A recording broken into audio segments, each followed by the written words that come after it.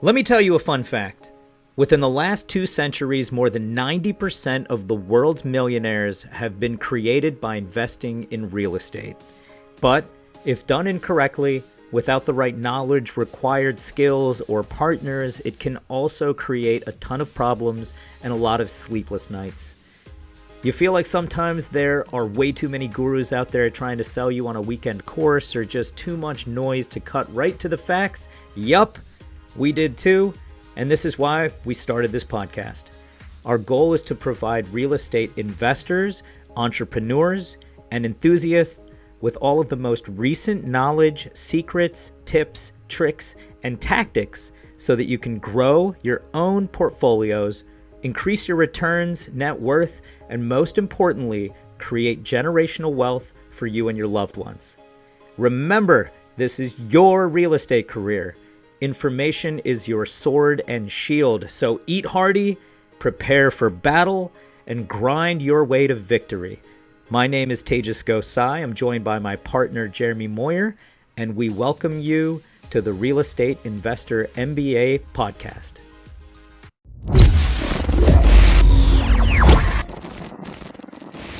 Hi, guys. Welcome back to your favorite real estate podcast. It's Real Estate Investor MBA. I'm your host, Tejas Gosai.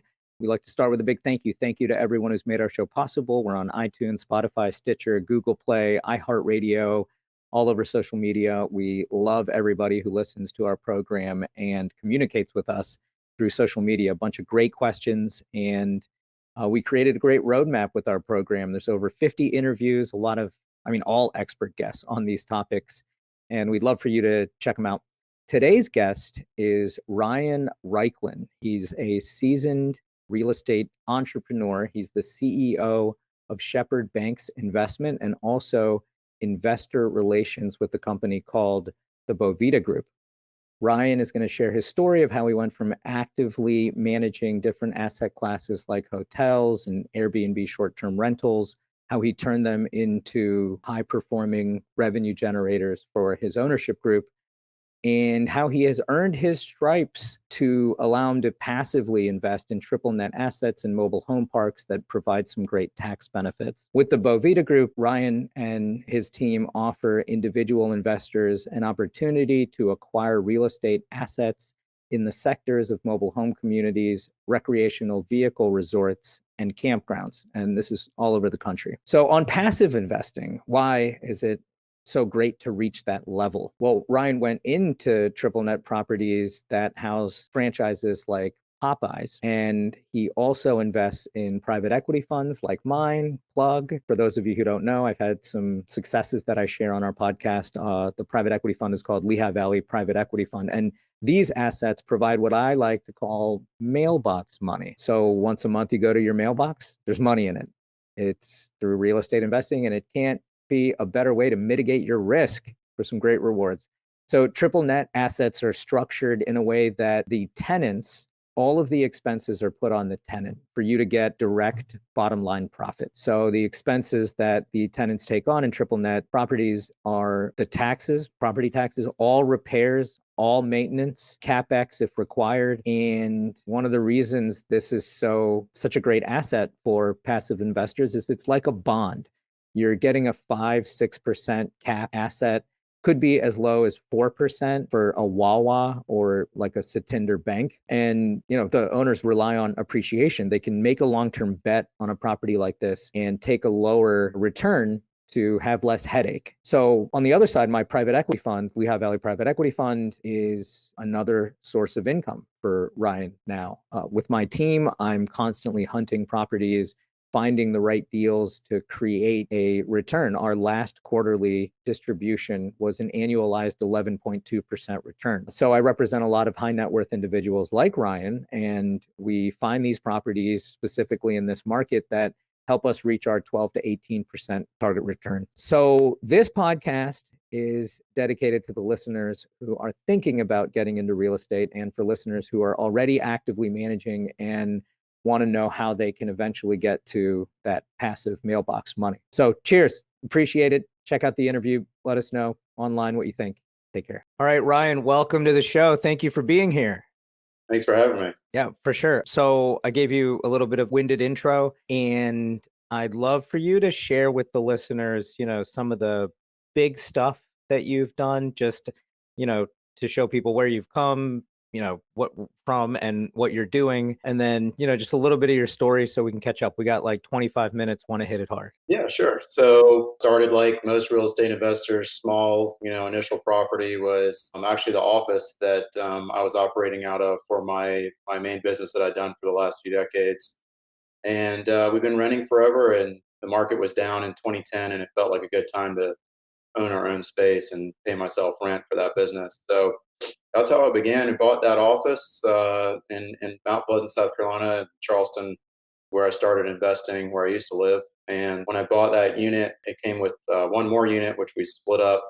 And that was the beginning of learning commercial leases. And I navigated all those leases myself, and had a couple tenants blow out in the beginning. It Yeah, kind of must have learned been the hard fun. way right off the rip, no personal guarantees, and a couple of, just new businesses, and maybe not the best tenants that had bigger aspirations and they were ready to fill too. So learned a couple pieces there and got going into much better leases and longer term tenants, and then started moving into different asset classes down the road. Started with a couple. One of the only development projects that I did after that was a hotel development in downtown Charleston. We took a piece of raw land and we zoned that, and then we ended up getting the opportunity to either build it or just sell it with it permitted, ready to build. So we took the easy road and we sold out of that. And it's kind of just a trajectory of, dipping my toe into different categories like that. From there, probably the next biggest move was 3 units in downtown Charleston that was Airbnbs on top.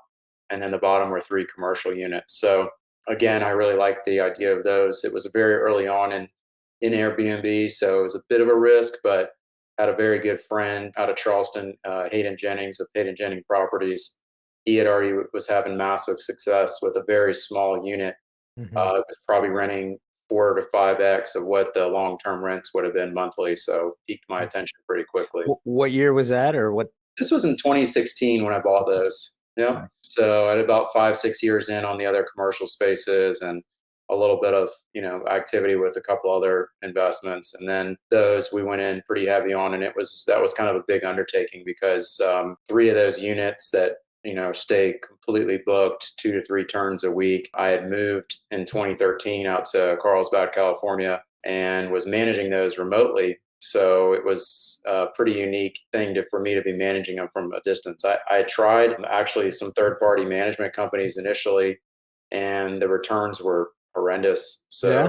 they just were not booking them properly. They weren't booking them at they had the same flat rates through the entire week. And They were just filling the occupancy they just were to, they were just it was kind of more of a set and forget it. These yeah. larger management firms that have hundreds and sometimes thousands of units, and they claim to have all the, computational readings for what you should be reading for and using AI and all that for booking it. And at the end of the day, it takes a little bit more than that. And in my mind. So I was able to outperform pretty much everybody in the Charleston market, even from, across the country. I'm the highest, still managing those after selling them. I'm the highest rated host in Charleston, even though I live out Wow. here. So just goes to show management of properties, you can do those without having to physically be there, as long as you know the area and, you build up a network of partners to, to help service the units maintenance wise and stuff like that. So Brilliant. fast forward to March, whatever it was of 2020, when, days before the pandemic was going to hit, and I had all these properties under contract for sale, and every single person blew out of all those deals. I had all the commercial stuff there as well as all the Airbnbs under contract, and everybody, hit the abort button literally at, they were in the final days of DD on those deals, You were selling the whole lot? selling everything right in March of 2020. And so by April of 2020, I was sitting there, everything had, my commercial tenants were great. They continued to pay, but the Airbnb stuff would look drastically different for several Yeah. months. We took on some long-term monthly tenants as long-term for those. So Yep. month at a time tenants until things kind of corrected by Q3, we were actually kind of churning again and somewhat back to normal booking wise. Made it through the year, decent revenues, got all of this sold by April of 21. So pushed us out about a year. New owners are fantastic. Decided to stay on and manage for them because we've got such a good relationship together, and they've been great to work with, and we're still killing it Can I, with those. can I interrupt you? Yeah. Do you mind sharing some of the numbers on a Yeah, 3-unit? rough figures, these are 3-bedroom houses in downtown Charleston.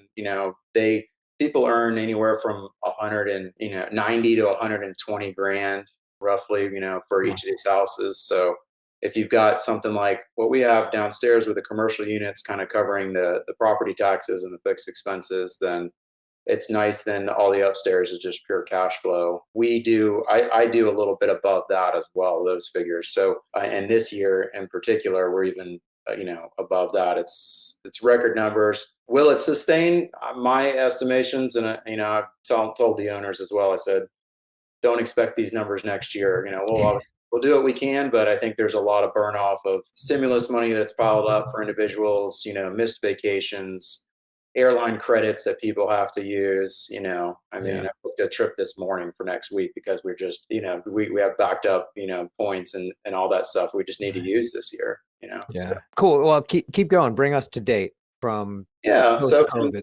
So from that exit on all the stuff downtown, it was another good investment. A lot of these things, they're going in the multiples. That was like a 2x multiple. The hotel thing was in the 3x plus. So a lot of these things are kind of bigger scores, higher risk. The Airbnb stuff was a lot of lifting, a lot of work, but they come with higher gains and higher reward. So from there, I said, look, we've had a good 10, 12-year run of really good real estate, really good economy. And I personally, the last year or so, with all the spending, all the stimulus, and there's just a lot of mismatch in the economics of the market right now in general. I wanted to move into more stable, as well as somewhat hands-off investments so that I could continue to grow my portfolio. If I want to get more hands-on things, then I free up time to be able to do those. So I was really, last year, the goal was to sell and to buy a bunch of long-term 15, 20-year triple net deals. I bought a number of Popeyes restaurants, which is kind of probably the top 3 or 4 assets in the chicken group for drive-through QSR stuff. Oh, you got to pause for a second. My family owned Dunkin' Donuts for a while. Another great asset, another great triple net asset. The franchise business is nuts, but how many can you share? Yeah, so last year was kind of crazy. So Biden put out a nice scare for the 1031, and I went from buying all these triple nets and thinking I was going to sit on them to having assets, go up 30, 40, 50% within a month or two of acquiring. So in my world, I got to sell that stuff. So all of a sudden, I bought those as well as some gas stations. I had a Hardee's and a Chipotle as well, and that kind of portfolio of stuff, anywhere from 12 to brand new 20-year leases. So it would have been easy money for a while, but I had also started the last 3 or 4 years investing and getting acclimated with the mobile home park sector. So that's where I want to really kick up a bit. Everybody, no one talks about this. Everybody, it's like a mythical creature with the mobile home park world. But I think, thanks for the background. You're a brilliant guy, and I don't think you're calling them triple nets and just the way that you talk. I'm like trying to pick apart. Holy moly, you bought all these things in such a short period of time. Yeah. You are like the quintessential person that's going from like active investing to being really smart about passively investing or triple nets are kind of passive in a sense. There's passive really as they come. Really triple nets and syndication. So for, listeners that aren't super familiar with triple nets, these are assets that are, and I like to be really clear on it, they're absolute triple nets. There's a lot of properties that are called triple nets, and then they have the occasional maintenance or some other piece in there that are like, oh, by the way, you actually still have to pay this or deal with it. An absolute triple net is you are getting the exact same dollar amount in your bank account on the first of the month without fail. And in theory, a lot of these are anywhere from 1.5 points to, 2 percentage point increase annually, or some of these are anywhere or 5 to 10% every 5 years. So in a world of 8, 7, 8, 9% inflation, it's a lot less attractive for those kind of bumps. But these are typically assets where you have people with larger portfolios, they're working with higher dollar amounts, you're getting 4 to 6 or 7% returns. It's nothing super exciting, but they're super stable. And if you're buying them in a good area with a good operator behind the lease, you can flip out of those deals, in 1, 2, or 5 years on those increases, as long as the cap rates stay stable with the market. So Sure. So yeah, and you're mentioning some of these big franchises. Let's jump into the mobile home stuff, yeah, because sure. when you told me what you've been doing and how large it is and the scale and Right. the value add portion of it, it's beautiful. So I want to start at like the basics. So mobile home parks, everybody loves them and people don't sell them. It's very difficult to acquire them. It's a very specific asset class. And you and your group have kind of like taken this stuff over and made great returns for investors. Yeah. So, I mean, on my trajectory, I'm newer to that space. I've got about 4, 5 years of investing in mobile home parks, and I've done it exclusively through syndications. I actually have not done any directly hands-on myself. Mobile home parks are quite unique of an asset class in a bunch of ways that really no other asset class is exactly functions in that form. So I put them, the closest thing with multifamily would just be apartments, which is obviously your niche, and something as well that I've come in with you guys on investing too. Thank you. And I have another apartment investor, that syndication that I invest with, and they do more of they're not the super flashy stuff. It's kind of, but they're bigger deals. There's the kind of the Grant Cardones of the world that are buying the most class A spaces that exist on the apartment stuff, and they're in the best parts and the best cities. But And they're 10, 20, $50 million. those are grant stuff, I'd say on the low end. Yeah, maybe 100, 200 million. And we're the other apartment syndication I work with is pretty much in the 50 to we're exiting at $200 and $300 million on those deals. And they're usually the last 2, 3 years, they've performed incredibly, and they're in a really good market. How they'll do the next 2 or 3 years is something that I think will be they'll have a lot more pressure. They're not buying the high cap deals that your syndication has been able to find, and that's why for me, like, I'm really interested in what you guys are doing with these higher cap deals, as well as the lending arm side. It's a very unique syndication, so that's Thank you how so that's how much. you guys got my attention as well. Thank you. Thank you. Thank Yeah, you. absolutely. It was tough to win you over, but it's because you just have, just a different, very unique set of skills. And you've seen a lot of proposals, a lot of funds, a lot of syndications. But with the mobile home parks, they are making some significant returns, and the ability to be able to buy them and then advance them and create, crazy value. Can you talk about that in some Yeah, way? yeah. So let's, Boa Vita Group is the company that I've, started investing with. Elias Weiner is the founder of that. He's been doing it for over 20 years. Become a pretty good friend of mine as well. They're based in Sacramento, and he's got a place down here near me in Carlsbad as well. He's down usually on the weekends. And great education from, somebody like that that's so well versed and, has just lived. He grew up, he's kind of second generation owner operator in that space. But what the Boa Vita Group does is, we take in roughly 80 million bucks or so a year, and we buy about $200 to $250 million in parks annually. That syndication started in 2019 and has run on that trajectory since that year on. We max out at 100 accredited investors, and then from there we have unlimited space for qualified purchasers who are investors at $5 million in net worth or higher. Those are big numbers you got to put to work. Totally, yeah, and been able to do it. The amount of deals that Boa Vita looks at and passes on and is able to then put into the portfolio. I mean, previous years we're always targeted about a 15 IRR. This year we might be at a 14, just a touch lower because the market's a little bit different. But at the same time, where we start is really not as big of an issue as the upside that a lot of these parks have within 12 to 36 months of stabilizing, cleaning up, increasing rents, doing proper bill backs on the utilities. Right. A lot of these are, the space is unique because a lot of these parks are multi-generationally owned, and they've been, the owners have been happy with them, and haven't really pushed the envelope of getting to current market rates. Yeah. And, and that's what we come in and do. And they're big, the unit counts. Can you share some of these in the acreage? Yeah, so that portfolio size annually is about 30 parks. So you could, 30 parks. 30 parks across, that 200 mil or so in acquisitions. Yeah. So some of them are smaller. I mean, we have half a mil to $1 million deals in there, and then up to the 10 and 20 million, plus dollar deals in there. So a lot of the parks are anywhere from the target range you really want to be in. I think is at least 50 to 100, pads per Mhm. per lot or per park. And then from there, what our goal is and what we're either starting with or aiming for is that we're getting all the houses to be tenant owned instead of being park owned. So whatever percentage are park owned homes, we want to take those tenants and give them very favorable financing. We're not really there to make money on financing selling the homes or buying and selling homes to fill empty pads. We're there to make money on the increases in rent and getting the pads up to current market rates. And the Sure. tenants are happy with it, typically because we're coming in and we're beautifying the parks.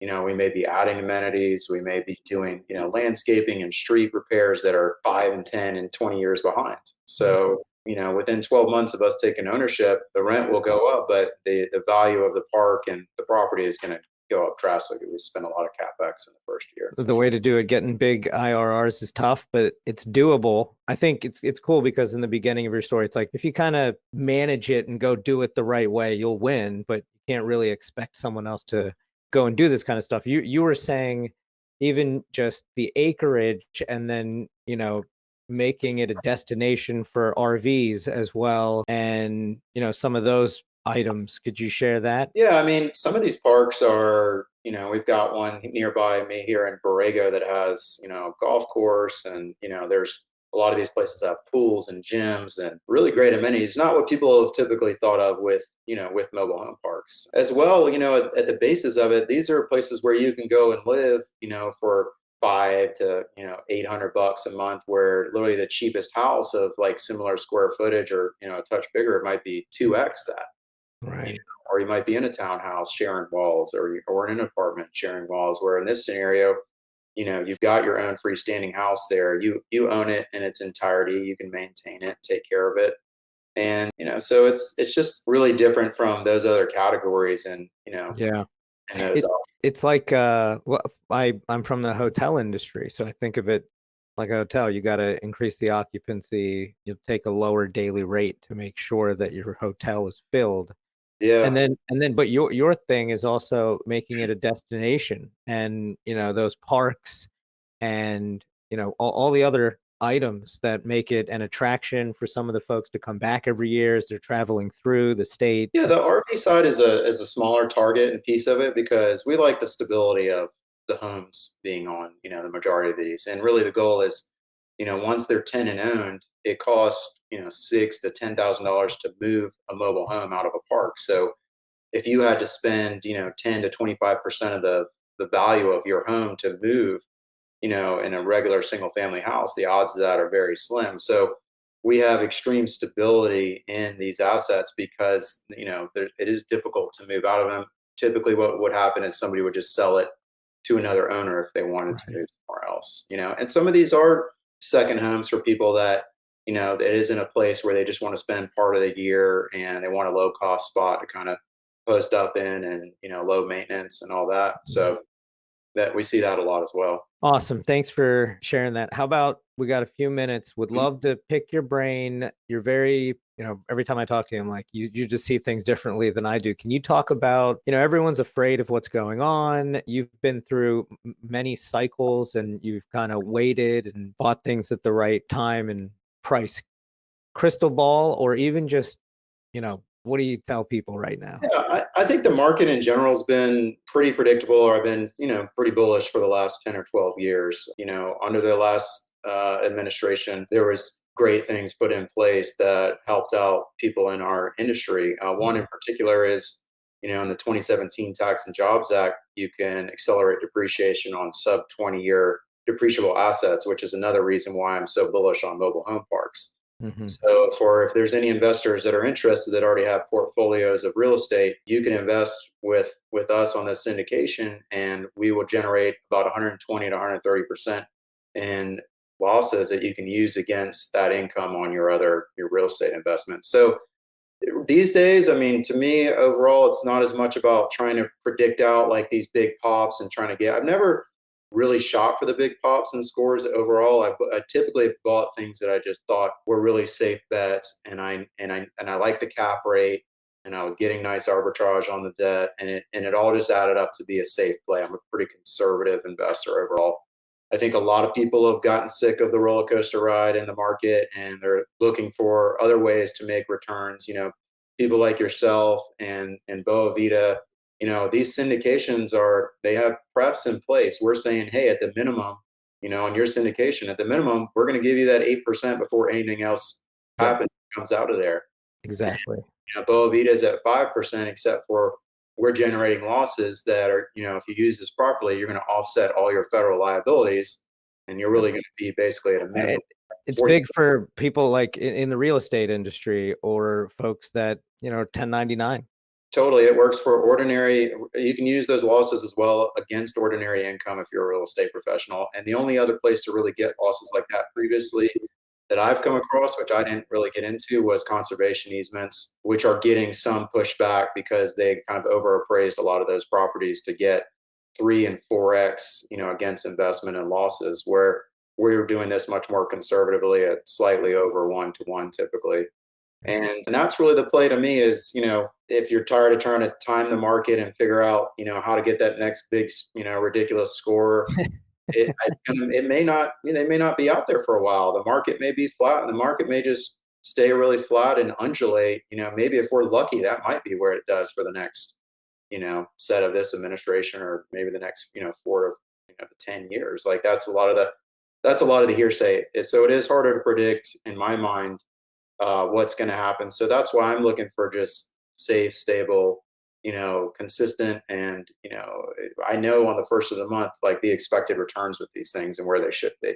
That's what I like these days mostly. Let me ask one last thing. Mhm. If I'm a new investor, I've never invested in real estate, I'm scared, I don't Yeah. know what I'm doing. Yeah. Piece of advice or anything you can tell me? Yeah, I definitely wanted to make sure we touched on that. You got to start somewhere. You just got to start somewhere, and start with something small. Get a single family, like maybe you roll the dice and you can find something that is able to be rented short term. I mean, the returns on the short term rental stuff in the right markets, which there's really, to me, only a few like really great markets nationwide, but maybe you can get one of those things, and and then you're going to be along for the ride. It's a lot of learning, and it's a big learning curve on these things because there's so many moving pieces, and the platforms are really more guest than host based for sure. Yeah.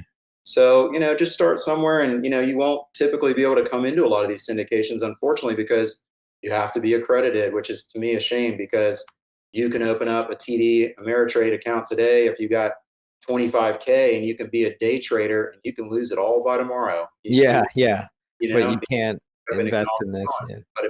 But if you go and find your own property and you get a good lease with a good tenant, it's probably not going to go to zero overnight like the market. Right. So Awesome. Well, appreciate you. Thanks for being here. I will put up your website. We'll have you in the comments. And then the way to contact you, though, Ryan at the Bovita Group. yeah, Ryan at the Boa Vita Group. If we got any investors interested, we are doing another syndication this year. We're 200K minimum. All it is for accredited investors, and I'm in there every year. I'll probably, my aim is to invest into that every year. I'll also find other syndications like yourself and people that are doing things where I see security, potential upside, and fair splits. You got one of the fair splits in the game right now, and that is usually how people do start, is with better splits. But I love what you guys are doing, and I'm excited to be on board with you guys and grow, as you guys grow through the coming years. Thank you so much. Thank you so much. And I'll keep working hard for you, but let's keep in touch, and then let's check back one day. Yeah. Appreciate you being here. Thank you. Thanks for your time. Awesome. All right. That's Ryan. This is Tejas Gosai. It's Real Estate Investor MBA. Check us out. Our website is www.rei.mba. We're all over the internet. Cheers, Ryan. Thanks a lot. Take care.